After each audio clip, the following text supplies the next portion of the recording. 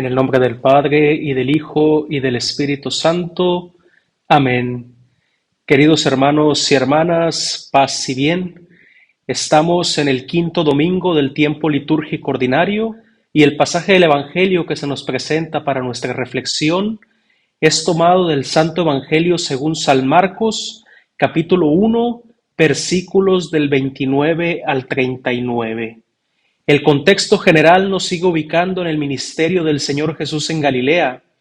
Seguimos acompañando al Señor Jesús en sus andanzas por esta región del norte de Israel, mientras que el contexto específico nos vuelve a decir que estamos ubicados en un relato que los estudiosos de la Biblia han querido llamar la jornada o el día en Cafarnaúm, porque el inicio de su ministerio lo realiza precisamente en este lugar. Ahora bien, el tema general de hoy es el ministerio de sanación y liberación del Señor Jesús. En lo particular, podemos decir que desde hace unos domingos hemos aprendido que después del llamado de los primeros discípulos, el Señor Jesús inmediatamente comienza a enseñar, presentándose a Israel con el papel de maestro o rabino.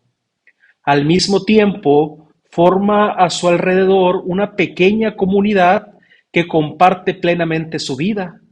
Ser discípulos del Maestro, entonces, no implica solo aprender una doctrina, sino que implica necesariamente la voluntad de vivir con Él y aprender como Él vive. Esta dimensión comunitaria es subrayada por el evangelista cuando continúa a narrarnos que en cuanto salieron de la sinagoga, fueron a la casa de Simón y de Andrés, con Santiago y Juan.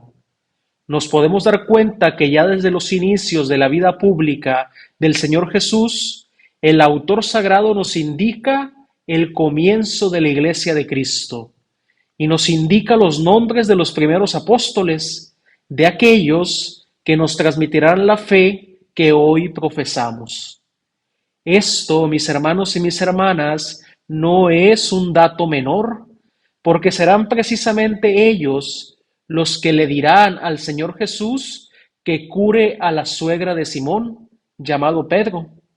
Y casi al final del pasaje del Evangelio de hoy, serán también ellos los que encontrarán al Señor Jesús y le dirán: todos te buscan, expresando así una preocupación por todos aquellos que querían ser salvados y sanados por el Divino Maestro, demostrando así que son ellos los que toman conciencia del dolor de los demás. Quisiera que nos fijáramos, pues, en estos dos momentos. Según el evangelista, estas serían las dos primeras intervenciones directas de los discípulos en relación con la actividad pública del Señor Jesús. Si leemos todo el principio del Evangelio según San Marcos, hasta aquí, hasta este momento, los discípulos no habían realizado una acción concreta que pudiera vislumbrar su futuro ministerio como apóstoles. Es decir, ciertamente se habían dejado las redes, se habían seguido al Señor Jesús, se habían sido testigos del exorcismo en la sinagoga y seguramente se habían hablado con el Señor Jesús de muchos temas que el evangelista no nos narra y que no sabemos. Sin embargo, es solo aquí en estos versículos que el evangelista nos dice de estas acciones propias y directas de los discípulos que tienen que ver con la intercesión, con la mediación, con la preocupación de colocarse entre el Señor Jesús y aquellos que sufren, que están enfermos, como es el caso de la suegra de Simón, llamado Pedro, o de aquellos que lo siguen buscando porque han visto la fuerza salvífica y liberadora del Señor Jesús. Podemos decir que desde el núcleo más primitivo de la Iglesia, la comunidad de los discípulos del Señor Jesús se presenta como el lugar idóneo y perfecto para accionar la oración, como el medio para levantar a la humanidad de sus cargas y poner a la misma humanidad a los pies del Salvador para que sea redimida. Ya lo vimos, mis hermanos y mis hermanas, el domingo pasado en la sinagoga de Cafarnaúm. Jesús entra en ella e inmediatamente se encuentra con un hombre que necesita ser liberado. Nadie más que el Señor Jesús podía hacerlo, porque el espíritu impuro poseía a aquel hombre y ninguna palabra tenía autoridad suficiente para ocupar su lugar. Nadie más que el Señor Jesús podía reclamar una relación exclusiva con el hombre poseído por el espíritu impuro, hasta el punto de poder expulsar a los que le habitaban abusivamente. Es evidente entonces que solo el Señor Jesús salva. Solo Él puede liberar, solo Él puede sanar. De eso no hay ninguna duda. Pero también podemos considerar como evidencia, a partir de lo que sucede hoy, que es la Iglesia la que se presenta como aquella que ofrece al Señor Jesús los padecimientos, los dolores, los sufrimientos de toda la humanidad. Porque en el pasaje del Evangelio de hoy no es solo la suegra de Simón que necesita ser sanada, sino después, cuando se había puesto el sol, comenzaron a llevarle a todos los enfermos y endemoniados de Cafarnaúm. Aquí entonces podemos encontrar una semilla de lo que es la Iglesia como sacramento de salvación. Pero por otro lado, mis hermanos y mis hermanas, podemos darnos cuenta de otros temas interesantes para nuestra reflexión. Y esos temas tienen que ver con tres actitudes del Señor Jesús. La primera actitud ya la pudimos ver desde el domingo pasado. Él ha venido a realizar la voluntad del Padre y esta voluntad mira la salvación de la humanidad. Por tanto, se pone disponible para sanar a la suegra de Simón, para sanar a los enfermos que le llevan, para exorcizar a los endemoniados que le ponen delante de él. Y sus gestos son de cercanía, de ternura, de preocupación, y ciertamente de frente a la mentalidad de su época, podemos decir que el Señor Jesús va más allá de todas las normas, ya que entra en las casas, toca a los enfermos, aunque sean mujeres, sale a las puertas de la ciudad, se mezcla entre aquellos que pudieran parecer impuros, descartados, pero que Él sabe que son los verdaderos necesitados del amor y la gracia de Dios.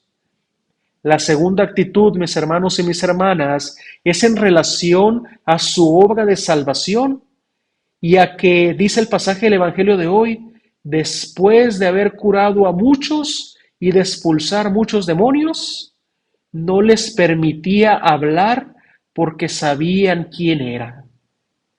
Podemos observar esta particularidad. No les permitía hablar porque sabían quién era. Hasta este momento, los únicos que sabían quién era verdaderamente el Señor Jesús eran los demonios.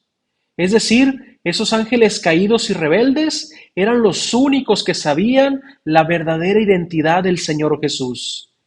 Ellos, la imagen viva del mal y de la tentación, conocían que el Señor Jesús era verdaderamente Dios en la tierra, que era el Mesías, el Salvador. Digamos de nuevo que no es un dato de menor importancia, más bien es de vital importancia, porque nos lleva a transportarnos a una realidad que no es la nuestra, sino a una realidad espiritual, donde no solo el cielo sabía de la encarnación del Hijo del Hombre, sino también las huestes del infierno lo sabían y eran conscientes del poder del Señor Jesús.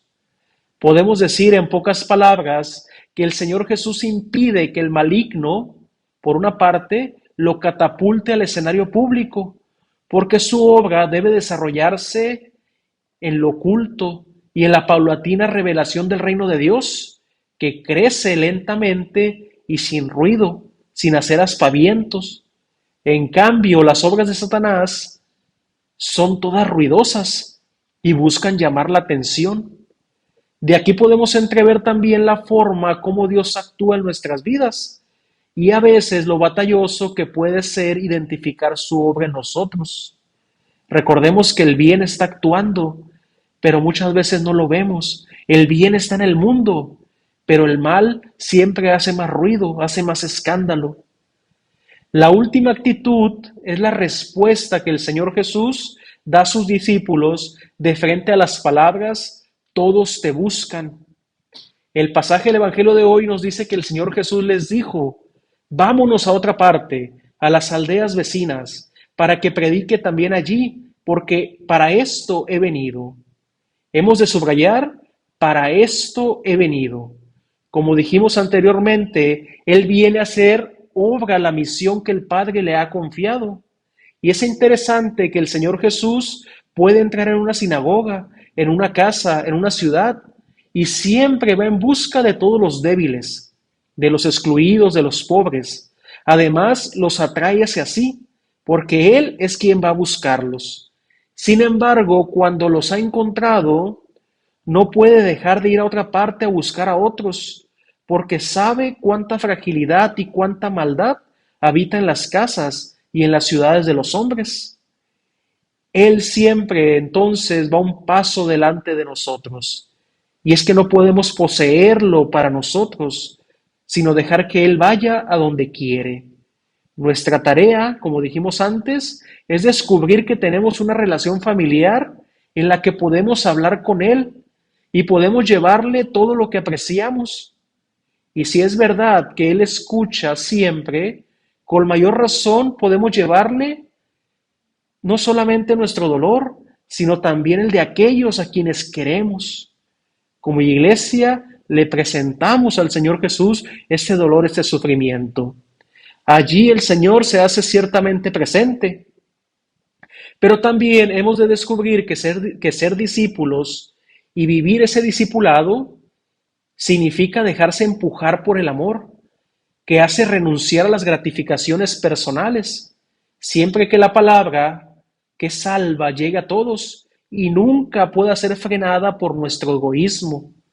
En conclusión, Cristo, el Señor Jesús, está con nosotros, pero también va hacia los otros.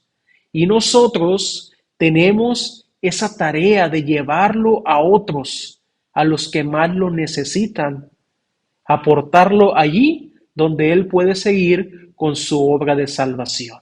Bueno, mis hermanos y mis hermanas, espero que les haya gustado este video, que le den me gusta y nos veremos a la próxima. Espero sus comentarios. Dios les bendiga, paz y bien.